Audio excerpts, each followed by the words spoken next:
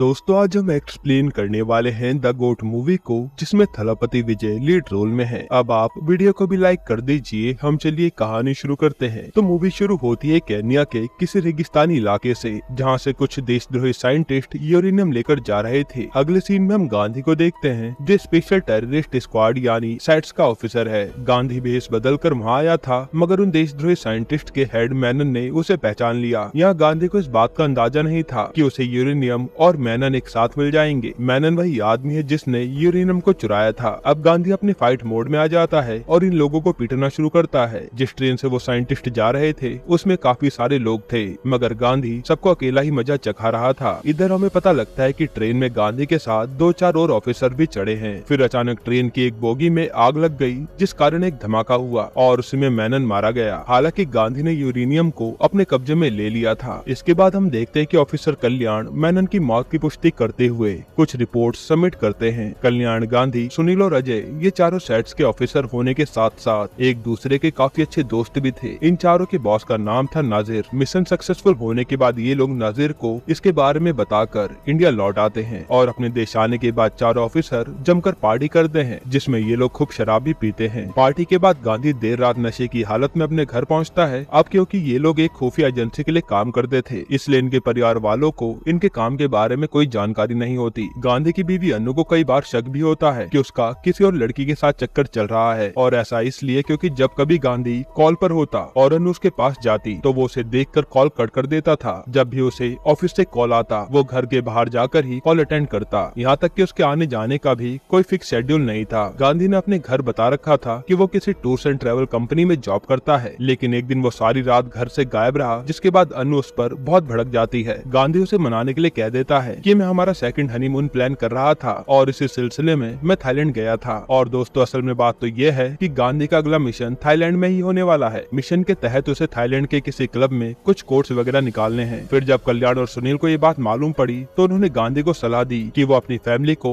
इन सब से दूर रखे और अपने साथ मिशन पर न ले जाए, लेकिन गांधी ने कहा मैं सब मैनेज कर लूंगा। फिर कुछ दिनों बाद वो सभी अपने मिशन को पूरा करने थाईलैंड पहुँच गए। गांधी अपनी फैमिली के साथ समय बिताकर काफी खुश नजर आ रहा था। वहीं दूसरी तरफ नजीर और कल्याण भी क्लब में एंजॉय करते हैं। इसके बाद जब रात होती है तो नजीर गांधी को कॉल करके कहता है मिशन ऑन, यानी कि उनका मिशन अब शुरू हो चुका है। नजीर सर के ऑर्डर से मिलते ही गांधी और कल्याण कोट्स निकालने क्लब पहुंचते हैं। गांधी के लिए कोई बड़ी बात नहीं थी, वो कुछ ही मिनटों में कोट्स लेकर वहां से जाने लगता है। तभी कुछ आदमी उसे पकड़ लेते हैं और गांधी उनसे लड़के आराम से बिल्डिंग की छत से कूद कर निकल जाता है। उसने पहले से ही पैराशूट पहन रखा था, जिससे वो सही सलामत नीचे लैंड करके अपना मिशन पूरा करने में कामयाब हो जाता है। फिर अगले दिन गांधी अपनी वाइफ और बेटे को लेकर घूमने निकला, तब कुछ गुंडों ने आकर उसे घेर लिया। गांधी को शायद पहले से इस बात का अंदाजा हो गया था, इसलिए उसने अपनी बीवी और बच्चे को कहीं छुपा दिया था। वो गुंडे गांधी पर गोली चलाने ही वाले थे कि उसने उनसे तगड़ी फाइट करनी शुरू कर दी। उसी वक्त अनु यानी गांधी की बीवी को पेट में दर्द होने लगा क्योंकि वो प्रेग्नेंट थी। तब वो तुरंत अनु को हॉस्पिटल लेकर जाता है, जहाँ उन्हें बताया जाता है कि अनु की डिलीवरी का समय आ गया है। गांधी फॉर्म वगैरह भरने रिसेप्शन काउंटर पर जाता है और क्योंकि उसका बेटा जीवन काफी थक चुका था तो वो उसे वहीं बेंच पर बैठा देता है। लेकिन जब वो फॉर्म भर के वापस आता है तो जीवन वहाँ से गायब था। ये देखकर गांधी के तो होश उड़ जाते हैं और वो सारा हॉस्पिटल छान मारता है,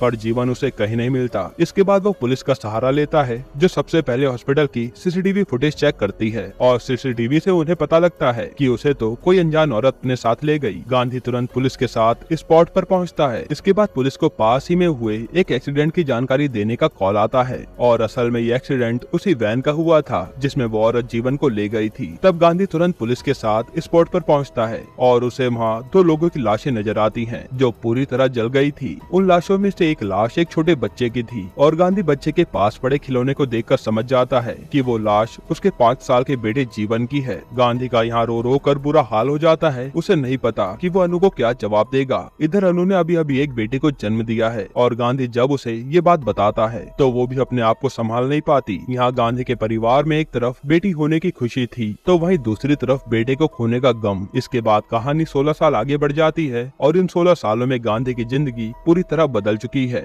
अब वो सेट्स के लिए काम नहीं करता बल्कि एयरपोर्ट पर पासपोर्ट चेकिंग का काम करता है और पिछले 16 सालों से वो अपनी बीबी अनु से अलग ही रह रहा है। दोनों के बीच बात करने का एकमात्र जरिया है उनकी बेटी जीविका। एक दिन नाजिर सर गांधी से मिलने आते हैं और उसे बताते हैं कि मलेशिया में रशियन लोग एम्बेसी पर हमला करने वाले हैं। इंडियन एम्बेसी इस वक्त खतरे में है, इसलिए वो चाहते हैं कि गांधी वहां जाए। हालांकि गांधी पहले तो इनकार कर देता है, पर नाजिर सर के थोड़ा जोर देने पर वो आखिर जाने के लिए मान ही जाता है। फिर मलेशिया पहुंचकर गांधी देखता है कि रशियन लोग वहाँ प्रोटेस्ट कर रहे हैं। फिर जैसे वो इंडियन एम्बेसी पहुंचा, कुछ लोगों ने उस पर भी हमला कर दिया और उन लोगों ने चेहरे पर मास्क लगाए हुए थे और वो इंडियन एम्बेसी में उत्पात मचाने के इरादे से ही आए थे। अब यहाँ गांधी काफी लोगों को मारता है और जब उसकी फाइट एक लड़के से हो रही थी तो वो गांधी को बराबर टक्कर दे रहा था। जब गांधी ने उसका मास्क हटाया तो वो बस देखता ही रह गया। वो लड़का हूबहू गांधी की शक्ल का था, मानो वो उसी का बेटा हो। गांधी को भी यही लगा कि तभी वो लड़का वहाँ से फुर हो गया। अब अगले दिन गांधी जब कुछ काम से बाहर जा रहा था तब वो उसका डुप्लीकेट लड़का उसे फिर नजर आया। गांधी उसे देखते उससे बात करने पहुँच गया। लड़के ने गांधी को बताया कि मैं आप ही का बेटा जीवन हूँ, जिसका गांधी को पहले से ही शक था। और गांधी ये बात सुनते ही रो पड़ा। उसने जीवन से पूछा कि तुम घर क्यों नहीं आए, तो उसने कहा कि मुझे कुछ भी याद नहीं था। अब जाहिर सी बात है, बाप अपने बेटे को अपने साथ वापस लेकर जाना चाहता है। जीवन कहता है कि अब मैं फैजल गैंग के लिए काम करता हूँ, अगर उन्हें इस बात का पता लगा तो वो मुझे जान से मार डालेंगे। लेकिन गांधी उसे कहता है कि तेरा बाप कोई मामूली आदमी नहीं है जो तू ऐसी बातें कह रहा है। तभी कोई उन दोनों पर शूट करता है, जिससे वो दोनों वहाँ से बच के भागते हैं। इसके बाद कई लोग उन पर अटैक करते हैं, मगर दोनों बाप बेटे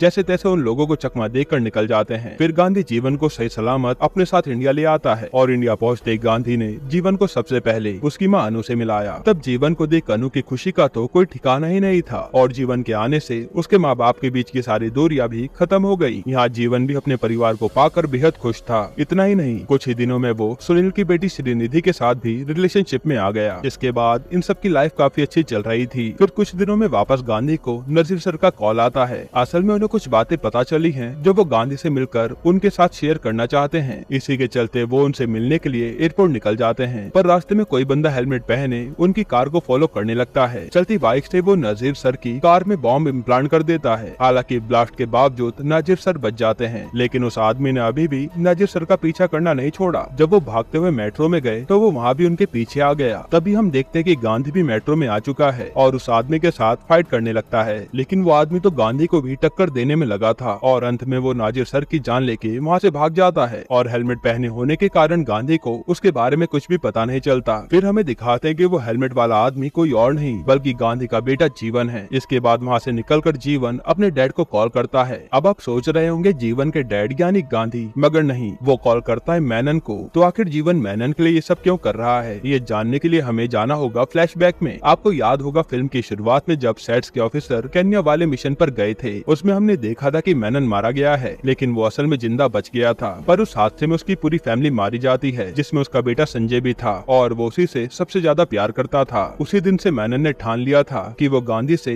उसका बदला लेगा और उसकी फैमिली को भी बर्बाद कर देगा। फिर जब गांधी थाईलैंड वाले मिशन पर था, वहाँ भी मेनन ने उस पर कड़ी निगरानी रखी और जीवन को हॉस्पिटल से भी मेनन ने किडनैप करवाया था। उस एक्सीडेंट में जीवन मरा नहीं था, बल्कि मेनन ने सब कुछ प्लान करके उसी के जैसे बच्चे की लाश वहाँ रख दी थी ताकि गांधी को ये लगे कि जीवन मारा गया। अब क्योंकि एक्सीडेंट में लाश पूरी तरह जल गई थी, इसलिए किसी को भी उसकी शक्ल नजर नहीं आई। इसके बाद मेनन ने जीवन को एक ऐसी जगह भेज दिया जहाँ बच्चों को हद से ज्यादा टॉर्चर किया जाता था। इतनी ज्यादा मेंटल टॉर्चर के कारण जीवन अपनी पुरानी सारी मेमोरी भूल गया और उसे तो ये भी याद नहीं था कि उसके माँ बाप अभी जिंदा हैं। फिर एक दिन मेनन उसे उस जगह से अपने घर ले आता है और उससे जीवन की नजरों में मेनन का दर्जा बहुत ऊंचा हो गया। अब जीवन मेनन को ही अपना पिता मानता है और उसके लिए जान तक दे सकता है। जब जीवन 21 साल का हुआ तब मेनन ने उसके दिल में उसे के असली बाप यानी गांधी के खिलाफ जहर घोलना शुरू कर दिया। साथ ही मेनन ने जीवन से कहा कि उसे गांधी ने मेरे परिवार को मारा है, इसलिए मैं भी अब जिंदा रहना नहीं चाहता। तब जीवन अपने पापा मेनन को सही सलामत देखने के लिए गांधी से बदला लेने आ गया। यहाँ हमें देखकर पता चलता है कि जीवन अपने असली पापा गांधी की तरह ही बहुत ज्यादा होशियार था। इसी वजह से उसने गांधी को खुद ही ट्रैक करना शुरू कर दिया और मलेशिया में गांधी से भिड़ने का प्लान भी उसी ने बनाया था और जानबूझकर ही उसने उनके सामने मास्क उतारा था ताकि गांधी की फैमिली में वो एंट्री ले सके। अब गांधी जो है वो ये नहीं जानता कि जीवन असल में एक आस्तीन का सांप है। इसके बाद कहानी प्रेजेंट में आती है जहाँ गांधी को पता लगा कि नाजिर सर का फोन मेट्रो में गिर गया था, जो कि फिलहाल चोरी हो चुका है। उस फोन में वो सारी खुफिया इन्फॉर्मेशन है जो नाजिर सर गांधी से शेयर करना चाहते थे। तब ये बात जीवन सुन लेता है और इन सबसे पहले वो उस चोर के पास पहुंच जाता है। दूसरी तरफ सेट्स के ऑफिसर भी उस चोर का पीछा कर रहे थे।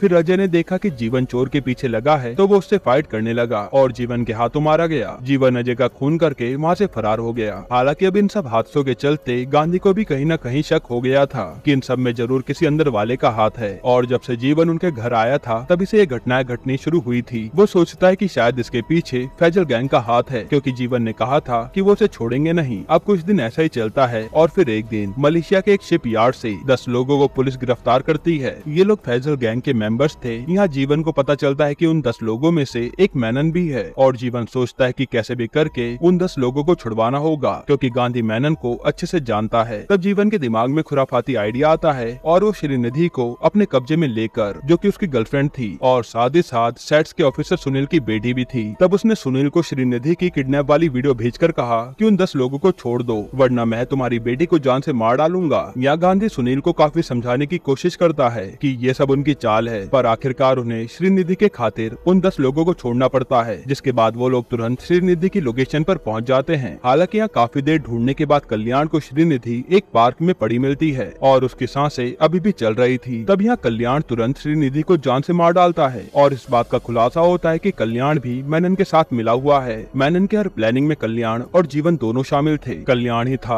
जो मेनन को पैसे के बदले सारी जानकारी दिया करता था। अब श्रीनिधि की मौत से गांधी को भी काफी दुख हुआ, क्योंकि वो उसे अपनी बेटी की तरह मानता था। इसके बाद एक दिन वो चोर जिसने नाजिर सर का फोन चुराया था, उसे वो आदमी मिल जाता है जिसने चोर के पास से वो फोन लिया था। तब चोर तुरंत इस बात की खबर गांधी को दे देता है और यह गांधी को पता लगता है कि चोर से नाजिर सर का फोन चुराने वाला आदमी कोई और नहीं बल्कि उसी का बेटा जीवन है। अब गांधी का शक पूरी तरह यकीन में बदल जाता है कि उसका बेटा ही गद्दार है। गांधी बिना देर किए उसे अरेस्ट कर लेता है और जीवन उनसे कहता है कि तुम लोग मेरा कुछ भी बिगाड़ नहीं पाओगे। इतना ही नहीं, वो इन सब का इल्जाम गांधी पर डालते हुए कहता है कि मैंने इन्हीं के कहने पर ये सब किया है। उसी पर गांधी पर कॉल आता है कि अनु को किसी ने किडनैप कर लिया है और ये काम मेनन का था ताकि वो जीवन को छुड़ा सके। तब न चाहते हुए भी गांधी को जीवन को छुड़ाना पड़ता है। फिर हम देखते कि इन लोगों ने जहाँ अनु को बांध रखा था वहाँ गांधी भी बंधा हुआ है। तभी मेनन वहाँ आता है और सबको बताता है कि हम लोग कुछ बहुत बड़ा प्लान कर रहे हैं। आज चेपक स्टेडियम में मुंबई चेन्नई का IPL मैच होने वाला है, जिसमें वो लोग बॉम्ब ब्लास्ट करेंगे। दूसरी तरफ जीवन ने ग्राउंड को उड़ाने की सारी तैयारियां कर ली थी और उसने बॉम्ब को भी ग्राउंड के अंदर इम्प्लांट कर दिया था। यहाँ गांधी मेनन से कहता है कि मुझे बहुत पहले ही मालूम पड़ गया था कि इन सब में तेरा ही हाथ है। मुझे ये भी पता था कि तुम लोग बॉम्ब ब्लास्ट करने वाले हो, लेकिन मुझे ब्लास्ट की लोकेशन नहीं पता थी, इसलिए मैंने ये प्लान रचा। खैर वो तो तूने खुद ही अपने मुंह से बता दिया। इसके बाद यहाँ सेट्स के कुछ एजेंट्स आ जाते हैं और मेनन के आदमियों को मार गिराते हैं। वहीं मेनन को गांधी अपने साथ स्टेडियम ले जाता है। दूसरी तरफ कल्याण और सुनील के बीच लड़ाई शुरू हो जाती है, क्योंकि सभी को कल्याण के गद्दार होने की बात पता लग गई थी और ये भी कि श्रीनिधि को उसी ने मारा था। इस बात से गुस्सा होकर सुनील गुस्से में कल्याण को खूब मारता है। इतना ही नहीं, वो उसकी जान भी ले लेता है। इधर गांधी मेनन को जीवन के सामने ले जाता है जो स्टेडियम को उड़ाने वाला था। तब मेनन को गन पॉइंट पर देखकर जीवन हड़बड़ा जाता है, मगर मेनन उससे कहता है कि वो उसकी चिंता ना करे और अपने मकसद पर ध्यान दे। ये सुनते जीवन डेटोनेटर या कहे बॉम्ब का रिमोट ढूंढने लगता है, मगर डेटोनेटर गांधी के साले ने चुरा लिया था जो उसे लेकर भाग रहा था। तब मेनन के लोग डेटोनेटर लेने उसके पीछे भागते हैं और उस स्टेडियम में गांधी की बेटी जीविका भी मौजूद थी। यहाँ गांधी का साला डेटोनेटर जीविका को दे देता है ताकि वो अगर पकड़ा भी जाए तो यहाँ कोई बॉम्ब ब्लास्ट ना हो सके। लेकिन ये देखने के बाद तो वो सभी लोग जीविका के पीछे पड़ जाते हैं और जीवन को भी ये पता चलता है कि डेटोनेटर जीविका के पास है जो उसे लेकर छत पर पहुँच गई थी। फिर जीवन छत पर जाकर जीविका को मारकर उससे डेटोनेटर छीनने वाला था कि वहाँ गांधी आ गया। इसके बाद बाप बेटे में काफी जबरदस्त फाइट होती है और अंत में गांधी सीधा जीवन के माथे पर गोली मार देता है, क्योंकि वो उसकी बात मान ही नहीं रहा था।